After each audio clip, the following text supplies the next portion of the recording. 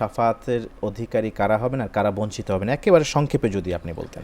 মুহতারাম, অত্যন্ত গুরুত্বপূর্ণ বিষয়। মূলত শাফাত প্রমাণিত, কিন্তু সেই শাফাত সকলের জন্য নয়, নির্দিষ্ট শ্রেণীর জন্য নিঃসন্দেহে।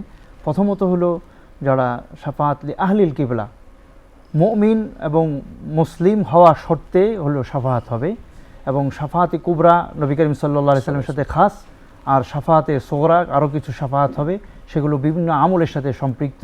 যেমনিভাবে আমরা হাদিসের মধ্যে পাই, নবী করিম সাল্লাল্লাহু আলাইহি সাল্লাম ইরশাদ করেন, আসিয়াম ওয়াল কোরআন ইয়াশফাআনি লিল আবদ ফায়াকুলু সিয়াম মানাতু রব্বি আনিত তাআম ওয়াশ শাহওয়াত ফাশাফিআনি ফিহি ওয়া ইয়াকুলুল কোরআন মানাতুহু রব্বি আনিন নাওম ফাশাফিআনি ফিহি।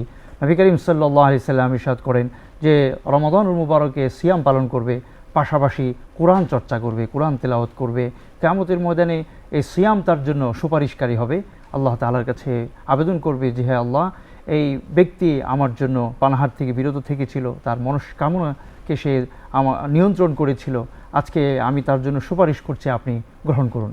ঠিক একইভাবে কোরআন আল্লাহ তাআলার কাছে সুপারিশ করবে যে হে রব, এই বান্দা রাত জেগে তিলাওয়াত করেছিল আমাকে, আজকে আপনার কাছে আমি আবেদন নিয়ে এসেছি, আপনি গ্রহণ করুন, তাকে মুক্তি দিন।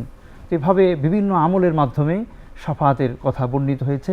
তবে এই শাফাত যারা এই সমস্ত আমলগুলো করবে তাদের জন্য। আর মূলত শাফাত হলো আহলিল কিবলা, অর্থাৎ যারা কিবলাকে মানে, নবী করিম সাল্লাল্লাহু আলাইহি সাল্লামকে নবী হিসাবে মেনেছে, আল্লাহকে এক রব হিসাবে মেনেছে, যারা ইসলামকে দ্বীন হিসাবে গ্রহণ করেছে, মুসলিম এবং মুমিন হিসাবে যারা নিজেদের নাম পরিচয় ধারণ করেছে, তাদের জন্য হলো এই শাফাতগুলো। অনেক ধন্যবাদ জানাচ্ছি আপনাকেও মুফতি ফয়জুল্লাহ, আপনি চমৎকার করে উপস্থাপন করলেন। জাযাকুমুল্লাহ খাইরান। শেখ, আপনাকে অনেক অনেক মোবারকবাদ জানাচ্ছি।